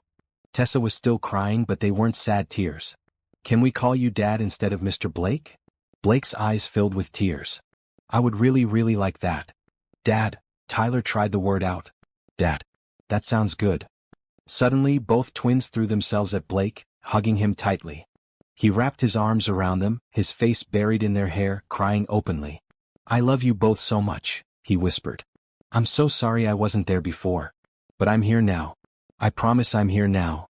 Janelle watched this scene, tears streaming down her own face. Her children had their father. After 5 years of being the only parent, of bearing every responsibility alone, she finally had someone to share this with. Tyler pulled back and looked at Blake seriously. "Dad, if you and Mommy aren't together, where do you live?" "I have a house in Magnolia. It's big and has a yard and—" "Can we come over?" "Anytime you want. Anytime at all." "Do we have to call you Dad all the time, or can we sometimes call you Mr. Blake when we're being silly?" Tessa asked. Blake laughed through his tears. "You can call me whatever you want, sweetheart. Just not late for dinner." Janelle sat down on the edge of the bed, suddenly exhausted. Blake reached out and squeezed her hand. "Thank you," he mouthed. Over the next hour the twins asked 100 questions. Why hadn't Blake known about them? Why had Janelle kept them apart? Did Blake want them? Did he love them? Would he leave again? Blake answered every question with honesty and love. He explained that he had made mistakes but was trying to fix them now. He promised that he wasn't going anywhere. He told them they could ask him anything anytime and he would always tell them the truth. Finally, Janelle's pager went off. "I have to finish my surgery," she said reluctantly. "Go," Blake said. "We'll be fine here. I'll take care of them." "Are you sure?" "I'm their dad." It's time I started acting like it. As Janelle walked out, she heard Tyler ask, "Dad, do you know how to play Minecraft?" And Blake's response, "No, but I'd love for you to teach me." When Janelle finished her surgery 2 hours later, she found all 3 of them in Blake's hospital bed. Tyler and Tessa had fallen asleep on either side of Blake, who had one arm around each of them. He was awake, just watching them sleep, his face filled with wonder and love. "They're exhausted from all the excitement," he whispered when he saw Janelle. "I couldn't bear to move them." Janelle pulled up a chair and sat beside the bed. "How do you feel?" "Like my whole life just started making sense. Like everything I've been through, all the mistakes and pain and regret, it was all leading to this moment." He looked at her. "Thank you for raising them so well. Thank you for being strong when I wasn't. Thank you for giving me this chance." "They're happy," Janelle said softly. "That's all that matters. What about you? Are you happy?" Janelle looked at her children, safe and loved, sleeping peacefully beside their father. "I'm getting there." Blake smiled. "That's all I can ask for. And for now it was enough." Sunday morning brought a new challenge, explaining to the world that Blake Morrison, tech billionaire, had 2 5-year-old children he hadn't known about. But more immediately, it brought the challenge of explaining to Blake's mother that she had grandchildren. Janelle woke to find 14 missed calls from Blake and one text. "My mother knows." She saw a photo on social media. "Can we talk?" Apparently, one of the nurses had taken a picture of Blake with the twins yesterday and posted it with the caption, "Sweet moment with Mr. Morrison and his friends' adorable kids." Someone had recognized the children from Janelle's social media. Someone else had done the math. By morning, the story was spreading through hospital gossip channels and would hit the press by afternoon. Janelle called Blake immediately. "Tell me everything." "My mother called at 6 a.m. crying." Someone sent her the photo. She put it together. 5-year-old twins, your children, my face and Tyler's features. She wants to meet them. Today. Blake, I don't think. I know she's the last person you want around Tyler and Tessa. I know she contributed to everything that went wrong between us. But she's changed too, Janelle. And they're her grandchildren. She has a right to meet them. Janelle wanted to argue, but she thought about her own parents who had passed away when she was in college. Tyler and Tessa didn't have any grandparents. Maybe they deserved the chance to have one, even if that one was Eleanor Morrison. Fine. But I'm there the whole time. And if she says one word, one single word, that upsets them, she's out. Agreed. They arranged to meet at Blake's house that afternoon. Janelle had never been to his new home, the one he'd bought after their divorce. It was in Magnolia, overlooking the water, with a sprawling yard and enough space for a family of 10. Tyler and Tessa were excited and nervous. They wore their best clothes. Tyler in a green shirt and navy pants, Tessa in a red and blue dress that Janelle had bought for special occasions. "Is Grandma going to like us?" Tessa asked in the car. "She's going to love you," Janelle assured her, hoping it was true. Blake greeted them at the door, then led them to the living room where Eleanor was waiting.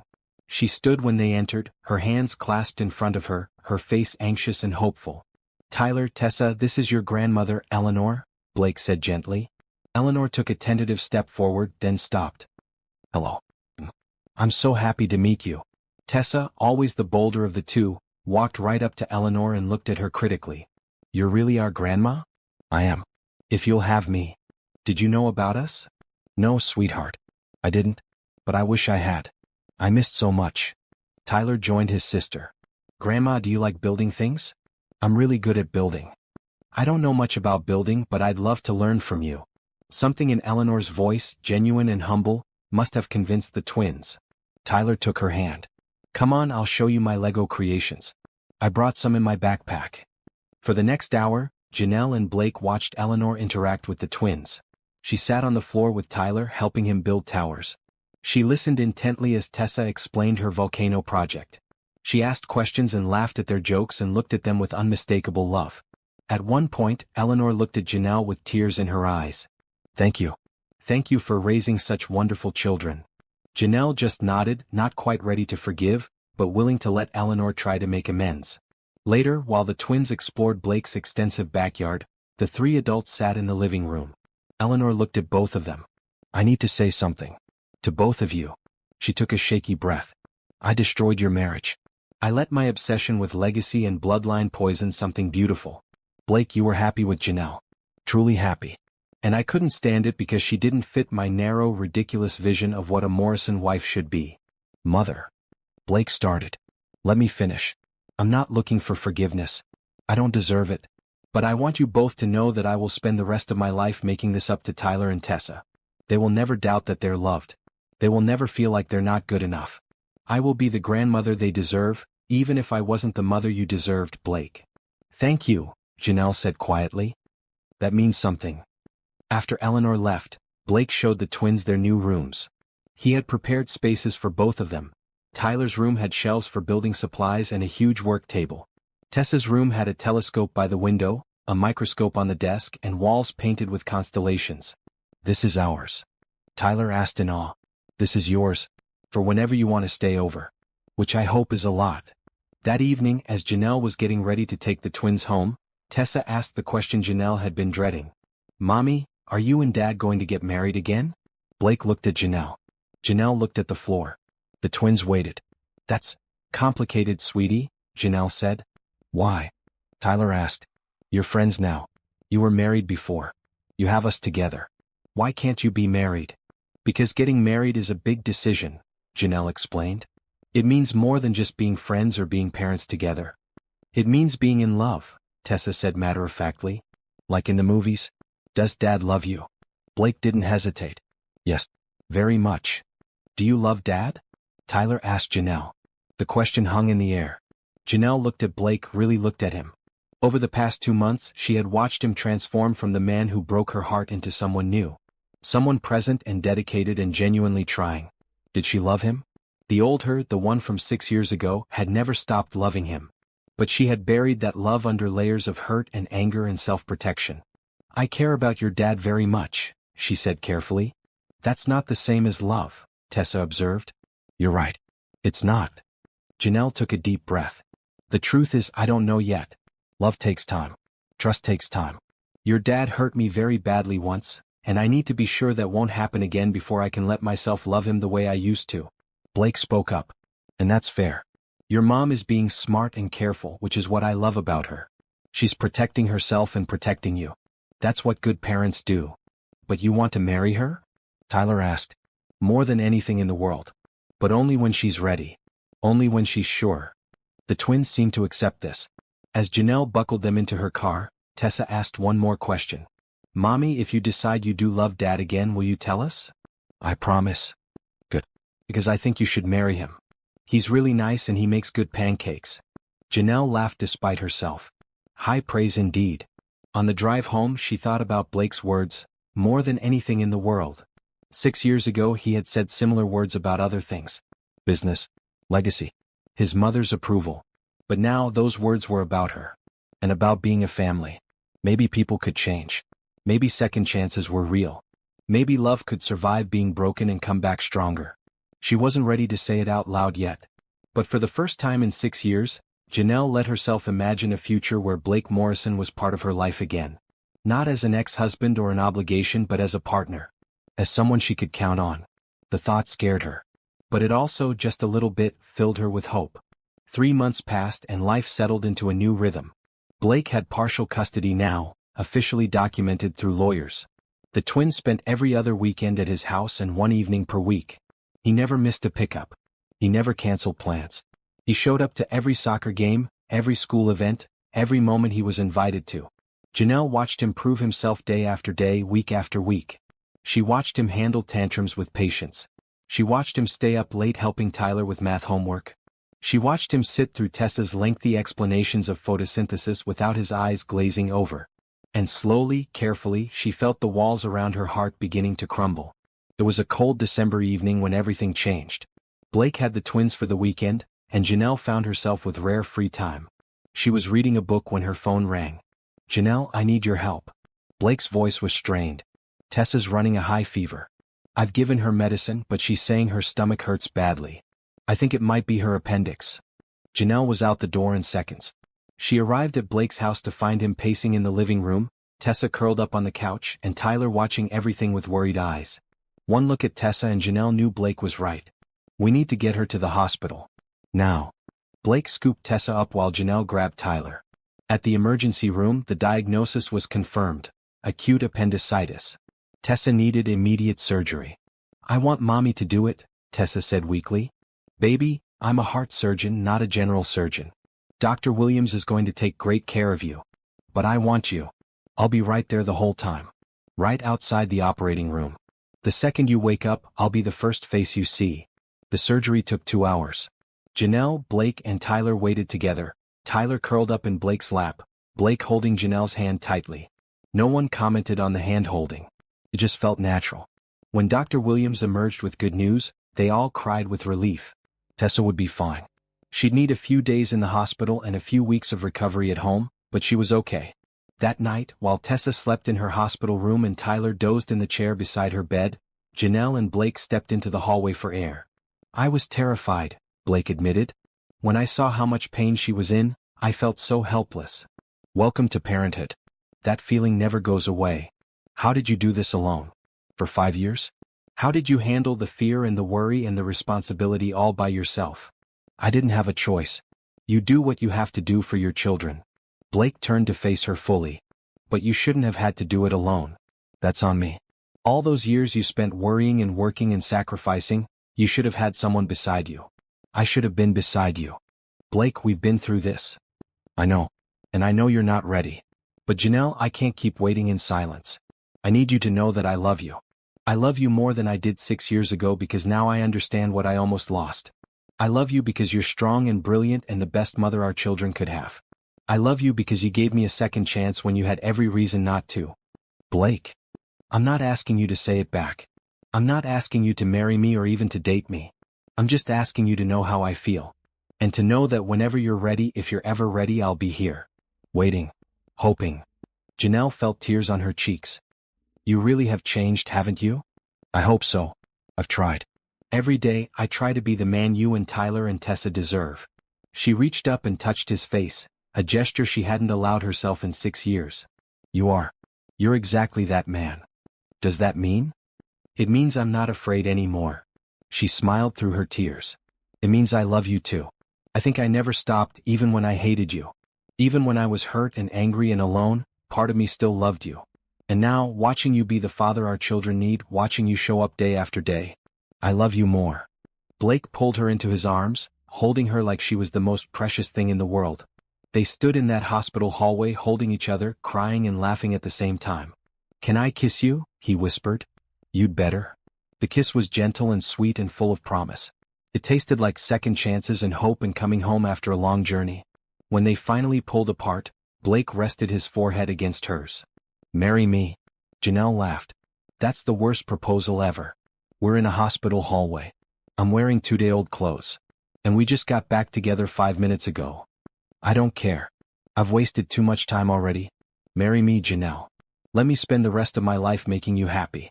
Let me be your husband and partner and best friend.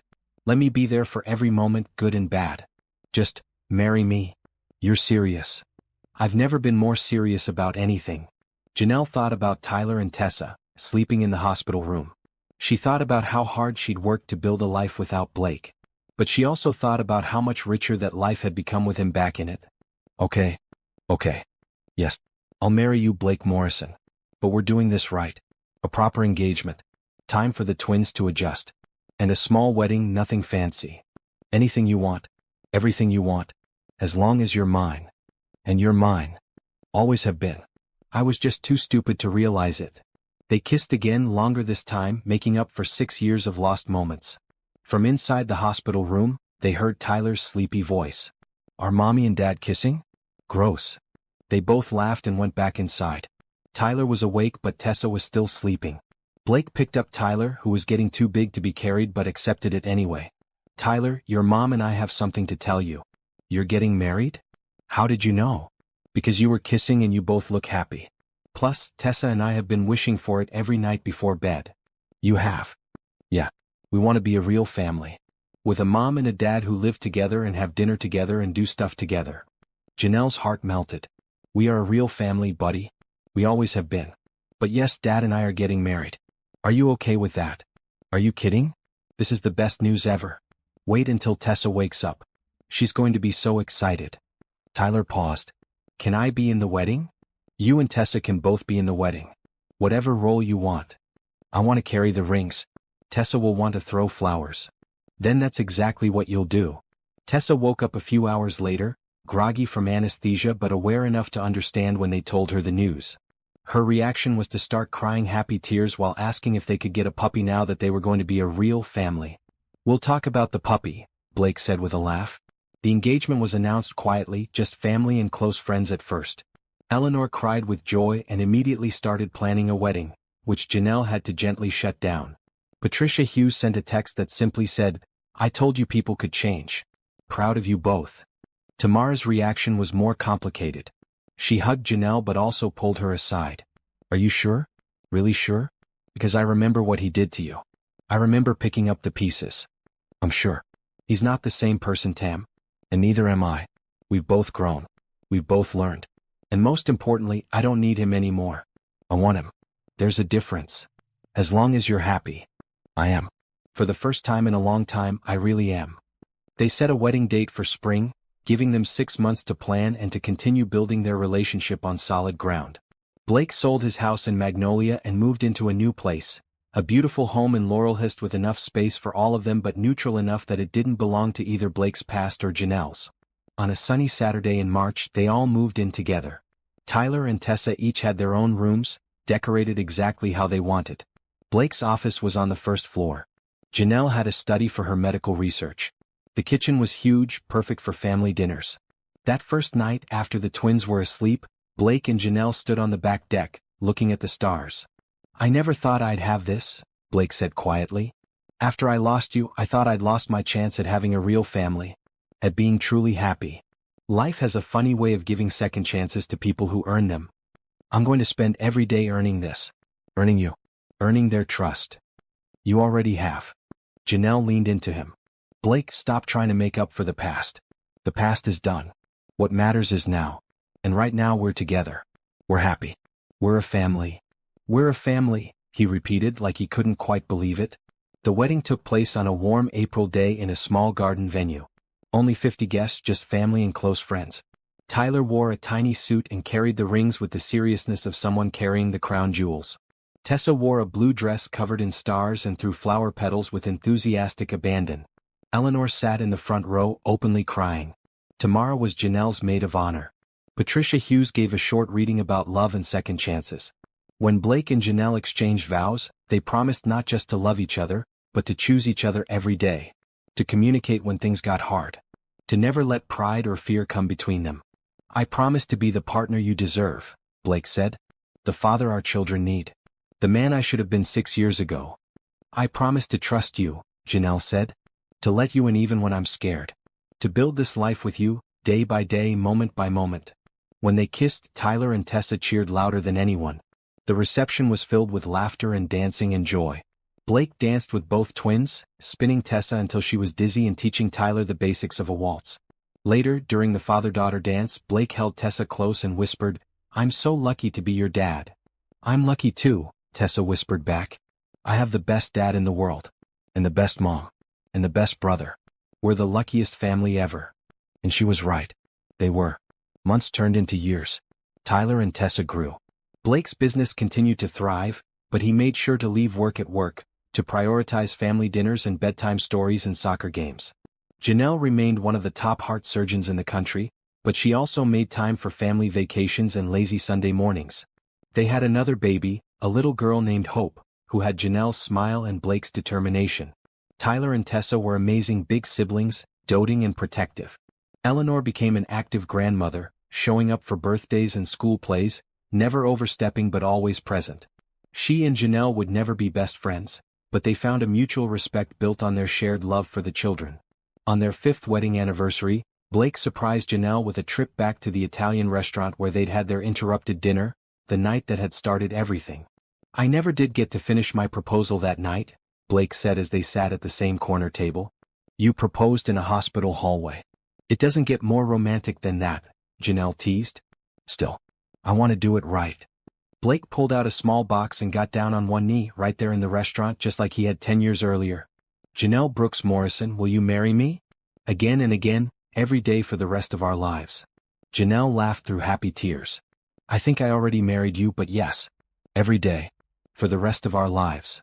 They kissed and the restaurant's other patrons applauded. It was cheesy and over the top and absolutely perfect. That night, lying in bed, Blake held Janelle close. "Do you ever think about how different things could have been? If I hadn't needed that surgery? If you hadn't been the doctor assigned to my case? Sometimes. But I think we would have found our way back to each other eventually. Some things are just meant to be. Like us. Like us. Like our family. Like this whole beautiful, messy, perfect life we've built. I love you, Dr. Morrison. I love you too, Mr. Morrison." In the next room, Tyler was already asleep, dreaming of the architectural firm he'd one day run. Down the hall, Tessa was probably still awake, reading about space exploration by flashlight. In the nursery, Hope slept peacefully, unaware of the complicated history that had brought her parents back together. They were a family built from broken pieces, held together by love and second chances and the determination to do better. They weren't perfect, but they were perfectly theirs. And that was more than enough. It was everything. As you've watched Janelle and Blake's journey unfold from heartbreak to healing, from secrets to truth, and from pain to happiness, I hope you've been inspired by the power of second chances. Life rarely goes according to plan, but sometimes the detours lead us exactly where we need to be. If this story touched your heart, please subscribe to read more stories about love, family, and finding your way back to what matters most. And tell me in the comments, do you believe people can truly change? Have you ever given someone a second chance? I'd love to hear your thoughts. Thank you for joining this family on their journey to happiness.